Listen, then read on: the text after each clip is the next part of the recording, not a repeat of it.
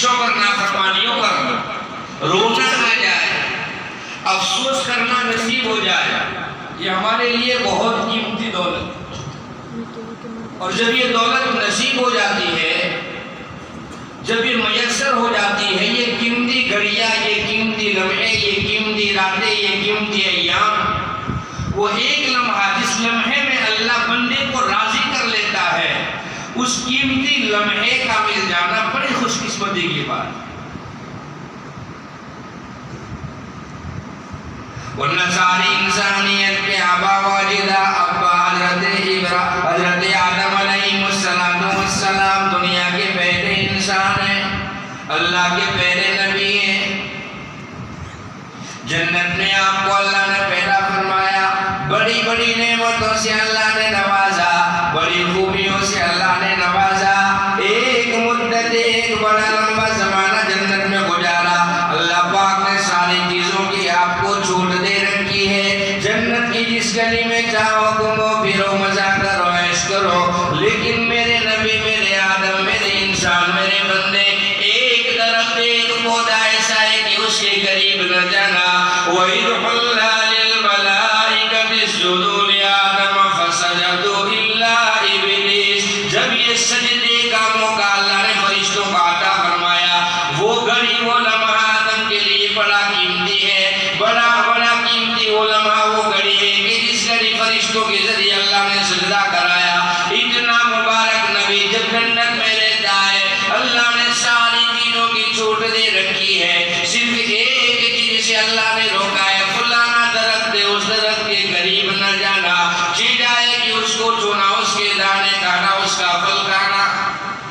ایک لمبا زمانہ، ایک مدت گزاری تکمیل الہی میں، تعمیل اللہ تبارک و تعالیٰ میں، لیکن شیطان ہے، محنت کر کے حضرت آدم سے وہ خطا کروائی۔ وَلَا تَقْرَبَا هَٰذِهِ الشَّجَرَةَ فَتَكُونَا مِنَ الظَّالِمِينَ، اللہ کہتے ہیں میں نے منع فرمایا تھا کہ اس درخت کے قریب نہ جانا، پھر بھی تم شیطان کے بہکاوے میں آ کر اس درخت کے قریب گئے، اس کا دانہ کھایا، اور تم نے میری نافرمانی کی، لہذا اب ہم تمہیں جنت سے نکال کر دنیا میں بھیجیں گے۔ ساری زندگی جنت میں گزاری، ایک خطا کی بنیاد پر اللہ نے جنت سے نکالا، دنیا میں بھیجا، حالانکہ یہ بھی مرضی مولا ہی تھی۔ کچھ وہ بیوقوف لوگ کہتے ہیں نا کہ آدم غلطی نہ کرتے تو ہم دنیا میں نہیں آتے، یہ میرے اللہ کی مرضی ہے۔ اس لیے کہ حدیث پاک میں آتا ہے، ارشاد فرمایا مدنی کریم صلی اللہ تعالیٰ علیہ وسلم نے، بے دنیا اللہ کی مرضی، اللہ کی منشاء، اللہ کی رضا کے دنیا میں درخت کا ایک پتا تک نہیں ہل سکتا، سمندر کے پانی میں ایک موج کی لہر نہیں آ سکتی، زمین کا ایک ذرہ اڑ کر ہوا میں نہیں جا سکتا، جب تک اللہ کی مرضی سے شامل حال ہو، دنیا کے حالات میں تغیر نہیں آیا کرتا۔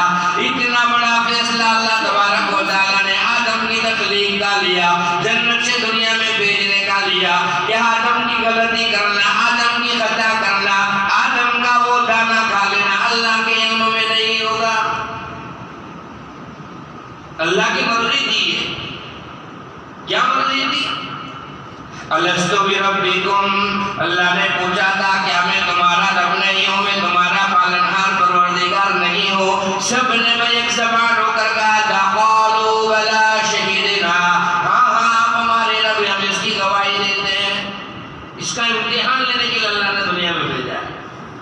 تو آدم کا دنیا میں آنا مرضی مولا ہے، اس لیے آدم پر کوئی انگلی نہ لگائے، وہ ہمارے ابا ہے، ہمارے دادا ہے، ہماری نسل ان سے چلی ہے۔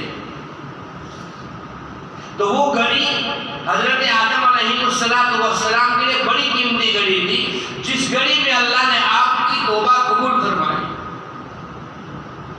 جہاں جنت کا ذکر اللہ نے فرمایا اور دانے کے کھانے کا ذکر اللہ نے فرمایا، وہیں پر آدم کی توبہ کرنے کا، اس گھڑی کا بھی اللہ نے ذکر فرمایا۔ کیا فرمایا اللہ نے؟ میرا آدم کئی سال تک روتا رہا، رات میں روتا، دن میں روتا، پہاڑوں میں روتا، زمین میں روتا، چھپ کر روتا، آسمان کو دیکھ کر روتا، بار بار روتا، اس کے رونے پر مجھے ترس بھی آ جاتا تھا، لیکن چونکہ غلطی خطا ایسی تھی کہ میں معاف نہیں کرنا چاہتا۔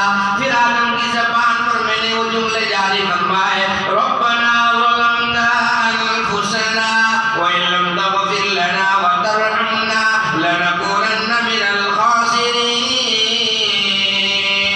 حدیث پاک میں آتا ہے دنیا کا سب سے بڑا گناہگار زمین سے لے کر آسمان تک، سمندر سے لے کر جنت تک، زمین کے جتنے ذرات کے برابر، سمندر میں پانی کے قطروں کے برابر اگر گناہوں کا وبال سر پر لیے ہوئے بیٹھا ہو اور افسوس ہونے پر یہ آیت کریمہ پڑھے ربنا ظلمنا انفسنا وان لم تغفر لنا وترحمنا لنكونن من الخاسرین۔ رب رحمان کی رحمت جوش میں آئے گی، اس کے سارے گناہوں کی معافی ہو جاتی ہے۔ آپ بھی پڑھو صاحب ربنا ظلمنا انفسنا وان لم تغفر لنا وترحمنا لنكونن من الخاسرین۔ دل کی یقین سے، دل کی گہرائیوں سے اگر پڑھائے تو خوش ہو جائے اللہ نے میرے تمہارے سارے گناہوں کو معاف کر دیا۔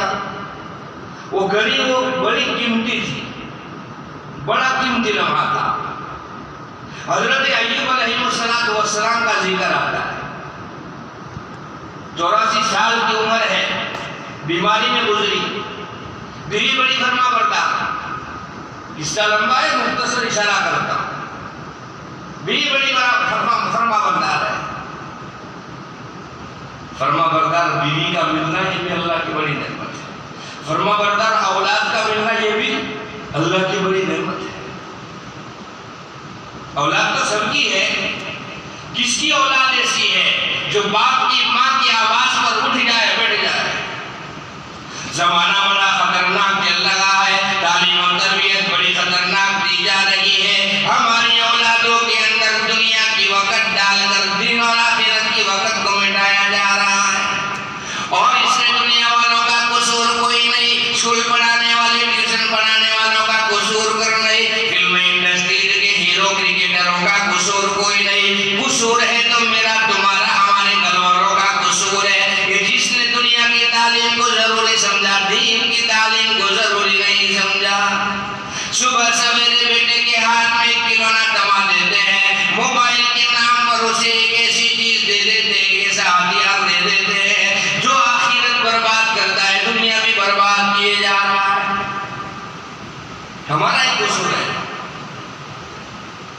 2 سال کا بیٹا چاقو ہاتھ میں لے لے، ماں کا کلیجہ پھٹ جاتا ہے، اگر جلی ہوئی چیز میں ہاتھ ڈال دے باپ تڑپ جاتا ہے۔ وہی ماں اور باپ اس دنیا کے اندر فتنے پھیلانے والی چیز کے پیچھے بچہ لگا ہوا ہے، صبح سے شام، شام سے رات، رات سے صبح، سارا وقت اسی میں لگتا ہے، تو اس ماں باپ کی پیشانی پر بل کیوں نہیں آتا؟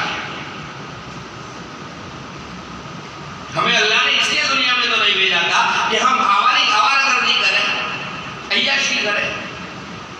اللہ نے قرآن والا بنا کر بھیجا ہے، قرآن سے محبت کرنے والے بنو، حدیث کا مالک بنا کر بھیجا ہے، حدیثوں پر زندگی گزارنے والے بنو۔ پیارا رسول عطا فرمایا ہے جو ہم خاتم الانبیاء ہے، امام الانبیاء ہے، تمام نبیوں کا سردار ہے، تمام عالموں کا رب ہے، رحمت للعالمین کا رحمت للعالمین نبی ہے، اس نبی کی سیرت و طریق کو اپنا کر زندگی گزارنے والے ہم بنے۔ ہم اس لیے تو نہیں آئے تھے کہ دنیا کے رنگ برنگیوں میں ہم بھی رنگ جاتے ہیں۔ قرآن کی دولت، حدیث کی دولت، علم دین کی دولت بڑی قیمتی سرمایہ ہے، اس کو ہم نے کھو دیا ہے، گوا دیا ہے۔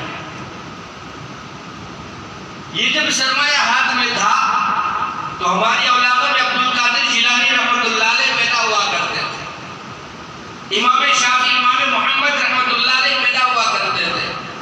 جب یہ سرمایہ ہمارے ہاتھوں سے چھوٹا ہے تو قصاب کے نام پر اور پتہ نہیں کس کس کے نام پر مسلمان بدنام ہو رہے ہیں دنیا میں۔ یہ جتنے بھی ظلم کی کچہریوں میں، ظلم کی عدالتوں میں نام آ رہے ہیں، کس کے نام ہے؟ میرے تمہارے مسلمان بھائیوں کے نام ہے، کس کے نام ہے؟ کیوں؟ صحیح رسی کو چھوڑا تو غلط رسی ہاتھ میں آ گئی ہے۔ اس لیے اپنے اولادوں کو دین کی تعلیم دو، قرآن کی تعلیم کو غنیمت سمجھو، بڑی عصمت والی یہ تعلیم ہے، بڑی عصمت والی تعلیم ہے۔ دنیا کی ڈگریاں نہ ہو تو کام چل جائے گا، دنیا کی نوکری نہ ہو، مال دولت نہ ہو، تجارت پیشہ نہ ہو، کام چل جائے گا، دنیا کا کوئی علم نہ ہو، کام چل جائے گا، لیکن یاد رکھو عالم قیامت میں اگر قرآن کا علم ہے تو ساری ڈگریاں فیل۔ اللہ قیامت میں اعلان فرمائے گا اقرأ کتاب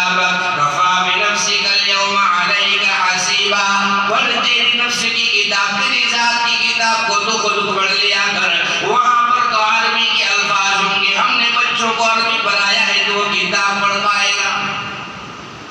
وہاں یہ انگلش نہیں چلتی، بچوں کو قرآن کی تعلیم دو اور بچپن میں بچوں کو اچھی عادتیں ڈالو۔ روضۃ الصالحین میں لکھا ہے کہ جب صدقہ یا خیرات دو تو بچوں کے ہاتھ سے دلاؤ، تاکہ بچہ آنے والے زمانے میں سخی پیدا ہو، صدقے کی اہمیت اس کے دل میں پیدا ہو۔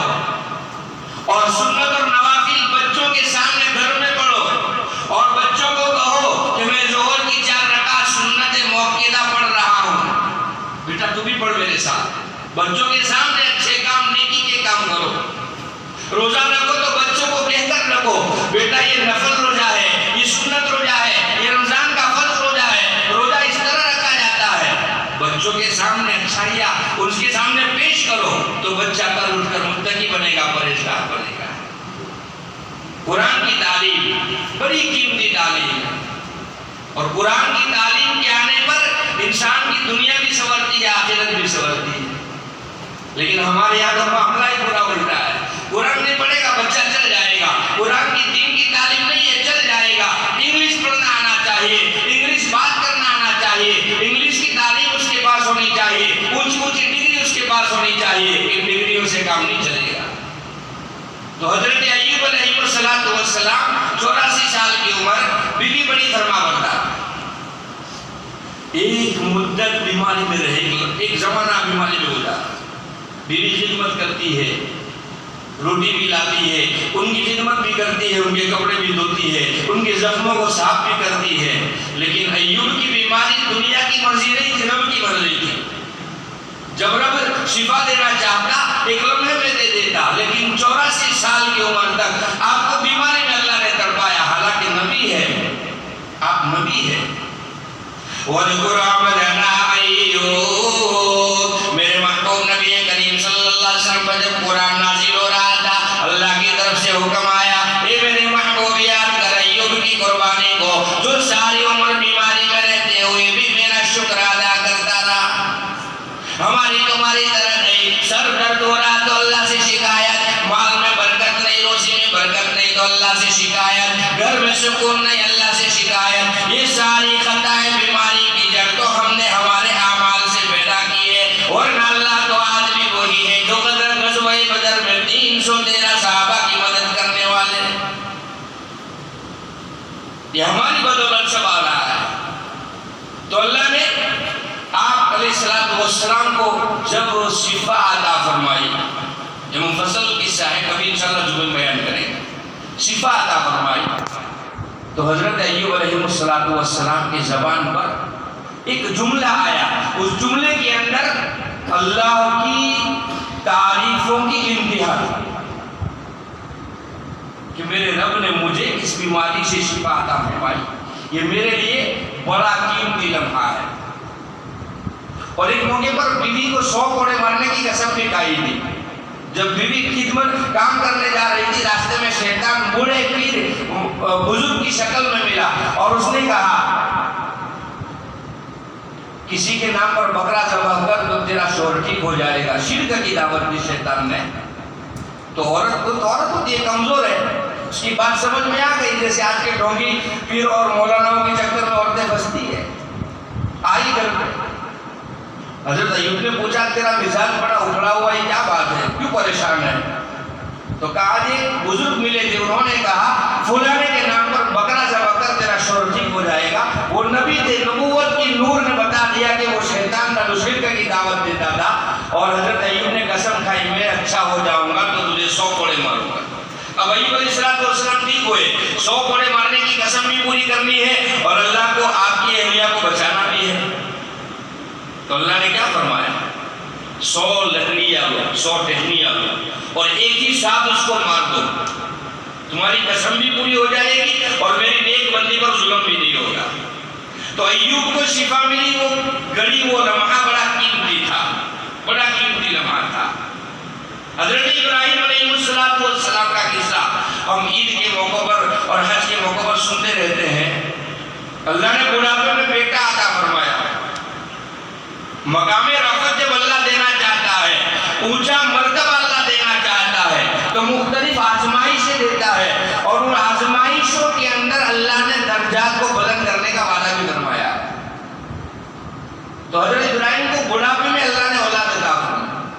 اور جب وہ اولاد نونہال ہوئی، ساتھ چلنے پھرنے کے قابل ہوئی، جیسے کہ آج کل ماں باپ چھوٹے بچے کی انگلی پکڑ کر بازار میں گھومنے لے جاتے ہیں، حضرت ابراہیم کا بیٹا انگلی پکڑ کر ساتھ چلنے کے قابل ہوا تو اللہ نے خواب میں کیا دکھایا؟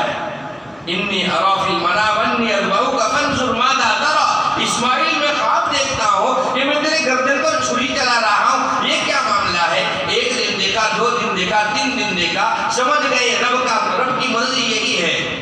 تو بیٹے سے کہا بیٹا اللہ کا وعدہ پورا کرنے کا وقت آیا ہے۔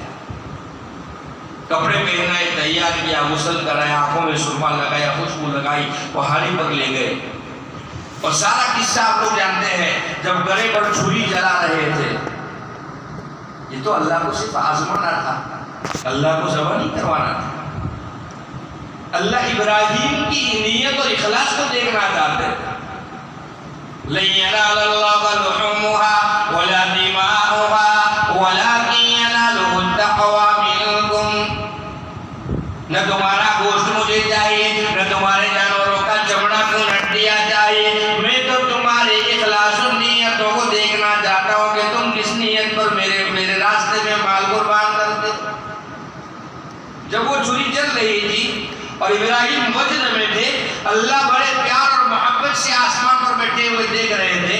جبریل کو کہا جاؤ جاؤ، ابراہیم کا امتحان مکمل ہو چکا ہے، اب چھری چل جائے اس سے پہلے جنت کا دمبا لے کر جاؤ۔ جب ابراہیم اسماعیل کو چھری کے نیچے سے ہٹایا اور دمبے کو چھری کے نیچے جبریل علیہ السلام نے رکھا، اس وقت ابراہیم علیہ السلام کی آزمائش کی مقبولیت کے لیے وہ لمحہ بڑا قیمتی تھا۔ حضرت نوح علیہ السلام 90 سال تک لوگوں کو دین کی دعوت دیتے رہے، لیکن 80 یا 82 لوگوں نے ایمان قبول کیا۔ پھر حضرت نوح علیہ السلام نے اللہ سے دعا کی، اللہ یہ سارے تو نہیں مانتے، ایک کام کر تو عذاب نازل کر دے۔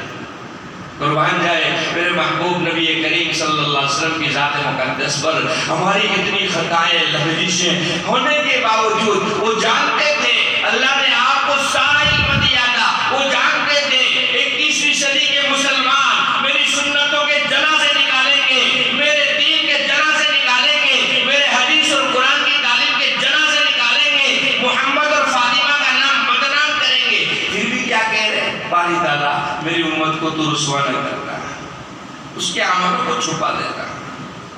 یہ جسد جو ہے، یہ جسم، اس کے اوپر چمڑے کی ایک تہ ہے، اس کے اوپر گوشت کی دوسری تہ ہے، اس کے اوپر چربی کی تیسری تہ ہے، اور چوتھی تہ میں ساری غلاظت چھپی ہے۔ قسم خدا وحدہ لا شریک کی، رب کی رحمت، نبی کی دعا، صحابہ کرام کی دعائیں، اسلاف دین کی دعائیں، نیک بندوں کی دعائیں، اور ہم نے جن لوگوں پر احسان کیا ہوگا وہ ہمارا احسان لے کر جو لوگ دعائیں دیتے ہیں، چار دعاؤں کے اندر ہمارے گناہوں کو اللہ نے چھپایا ہے۔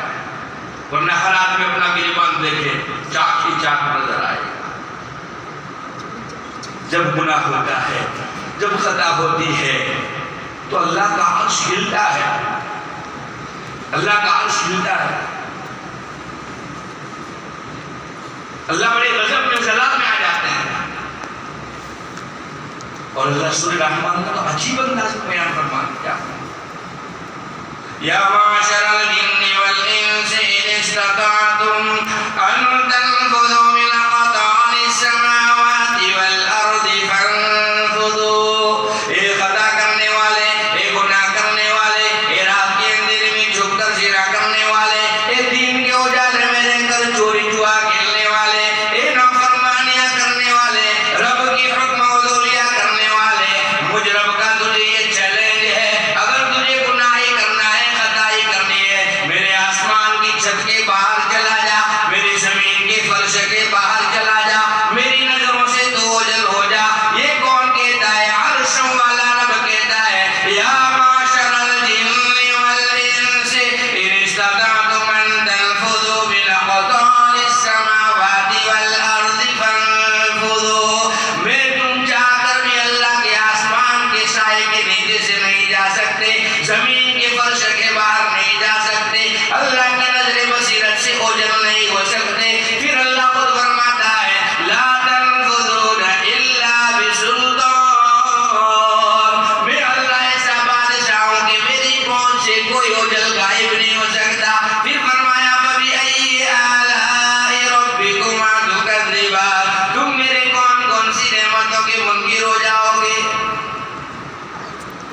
اللہ غضب میں آتا ہے، غصے میں آتا ہے اور عرش ہلتا ہے، لیکن پھر وہ محبوب کی دعا یاد آ جاتی ہے، ہم نے محبوب کو وعدہ کیا تھا امت کو رسوا نہیں کریں گے، تو پھر چھپا دیتا ہے، پھر اللہ چھپا دیتا ہے۔ تو حضرت نوح علیہ السلام نے بد دعا فرمائی، میں 90 سال سے بلا رہا ہوں، یہ نالائق لوگ نہیں آتے، عذاب بھیج دے۔ اللہ نے پانی کا عذاب بھیجنا تھا، حضرت نوح علیہ السلام کو حکم ملا کہ کشتی بناؤ اور اپنے چاہنے والوں کے ساتھ آپ کشتی میں سوار ہو جاؤ۔ نبی ہے وقت کے، لیکن بیٹا نافرمان ہے۔ جب کشتی میں سوار ہو رہے تھے، اللہ تبارک و تعالیٰ سے نوح کہہ رہے ہیں میرے بیٹے کو دعوت میرے ساتھ بلا لو، کشتی میں بٹھا لو۔ اللہ نے فرمایا وہ نافرمان ہے، تم اسے نہیں بلا سکتے۔ لیکن باپ ہوتا ہے، بیٹے کی شفقت دلوں میں ہوتی ہے، محبت ہوتی ہے، پھر بھی حضرت نوح نے بیٹے کو کہا بیٹے ہمارے ساتھ آ جا، بچ جائے گا اللہ کے عذاب سے۔ یہ واقعہ بھی آپ جانتے ہیں، لیکن بیٹا نہیں آیا اور ایک مدت تک وہ پانی کا عذاب مسلسل جاری رہا۔ پھر جب اللہ نے حضرت نوح علیہ السلام کی کشتی کو جودی پہاڑ پر روکا اور جب کشتی ٹھہری، ایمان والا بھی کبھی ڈگمگا جاتا ہے، حالات آتے ہیں تو ڈگمگا جاتا ہے، ڈگمگانا نہیں چاہیے۔ حالات اللہ کی طرف سے آتے ہیں، اللہ کے حالات کو بہتر کرتے ہیں۔ ہاں، ان حالاتوں کے اندر اللہ کی طرف رجوع کرو۔ بیماری پھیل جائے، مصیبتیں آ جائے، روزی چھین جائے اور کسی بھی بڑی مصیبت آ جائے، فوراً اللہ کی طرف رجوع کر لو۔ ہم تو سارے دروازے کھٹکھٹاتے ہیں، کوئی نہیں کھلا تو پھر مسجد آتے ہیں، یہ نہیں، پہلے ہی اللہ کے حضور آ جاؤ اور اپنی ساری تکلیفیں اللہ کو سنا دو۔ پھر جب وہ جودی پہاڑ پر وہ نوح علیہ السلام کی کچھ کشتی ٹھہری ہے، وہ کشتی کا ٹھہرنا اور اس گھڑی اور اس لمحے کو اللہ نے حضرت نوح علیہ السلام کے لیے بڑا قیمتی بنایا۔ ایسے واقعات تو بہت سارے، لیکن ہمارے اور آپ کے آخری نبی محمد رسول اللہ صلی اللہ علیہ وسلم کی ذات مقدس، جب آپ طائف کا سفر کرنے گئے، طائف کا سفر کیا، اس میں لوگوں نے ظلم کیا، پتھر مارے، پھر غار ثور کا وہ موقع جب 3 دن اور 3 رات کا وہاں پر قیام کیا۔ ایسے بہت سارے موقع ہیں جن موقعوں پر اللہ نے اپنے محبوب صلی اللہ علیہ وسلم کی آسمانوں میں بیٹھ کر مدد فرمائی۔ وہ گڑیا آپ صلی اللہ علیہ وسلم کے لیے بڑی مبارک تھی۔ اب آخر میں آتا ہوں کہ میرے اور آپ کے لیے اللہ نے یہ گڑیا مبارک رکھی جن گھڑیوں میں اللہ توبہ کی توفیق دے دیتا ہے۔ شب برات کا مطلب کیا ہوتا ہے اور یہ مبارک راتوں کا ملنا کیوں ہوتا ہے؟ اللہ کیوں بار بار ہمیں دیتا ہے؟ اللہ یوں کہنا چاہتا ہے اے میرے بندے، گزشتہ شب برات میں تو نے وعدہ کیا تھا اللہ میں تیرا بن کر رہوں گا، اب تک تو میرا بنا کوئی نہیں، اب بھی میں تجھے ایک موقع دیتا ہوں، آج تو میرا بن جا۔ اس لیے اللہ یہ بار بار دیتا ہے۔ ایسی مبارک گھڑیوں کی قدر کرنی چاہیے اور ان مبارک راتوں کو غنیمت سمجھنا چاہیے اور اس میں جتنی ہو سکے اللہ کی عبادت کرنی چاہیے، دعاؤں کا اہتمام کرنا چاہیے، پچھلی گزری ہوئی زندگی سے اللہ سے معافی مانگنی چاہیے، آئندہ جتنی مقدر میں ہے اللہ اپنی مرضی کے ساتھ اور نیک اعمال کے ساتھ گزارنے کی توفیق عطا فرمائے۔ اللہ سے ہمیں دعائیں کرنی چاہیے۔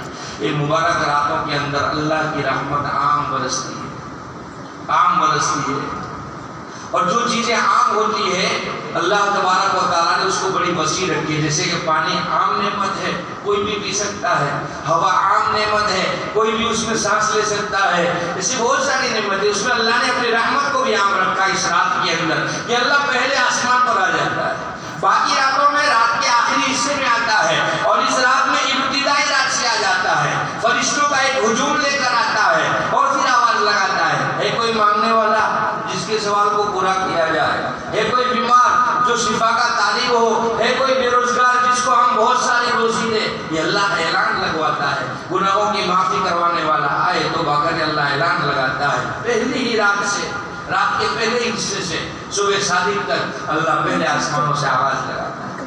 لیکن 4 قسم کے لوگوں کے اللہ مغفرت نہیں کرتا۔ ایک روایت کے مطابق 5 لوگ ہیں۔ نمبر 1 مشرک کا اللہ کے ساتھ شرک کرنے والا، اس رات میں بھی نہیں بخشا جائے گا بشرطے کے دل کی گہرائیوں سے توبہ کر۔ اور نمبر 2 مشاہد، دل میں بغض رکھنے والا۔ نمبر 3 ماں باپ کا نافرمان۔ نمبر 4 شراب پینے والا اور نمبر 5 قطع تعلق کرنے والا۔ ایک روایت کے مطابق 5 قطع تعلق کرنے والا۔ ان کے علاوہ ساروں کی مغفرت ہو جاتی ہے۔ اس لیے اس رات کو غنیمت سمجھے، اس میں جتنی ہو سکے اللہ کی عبادت کرے، ساری دنیا کے مسلمانوں کے لیے بلکہ ساری ممالک کے اللہ سے خیر بلائی مانگے، اور اپنے مرحومین کے لیے بھی سارے ثواب کرے، ان کی قبروں پر جائے۔ دیکھو قبروں پر جانا فرض تو نہیں ہے لیکن جانا چاہیے، فرض نہیں ہے۔ نبی کریم صلی اللہ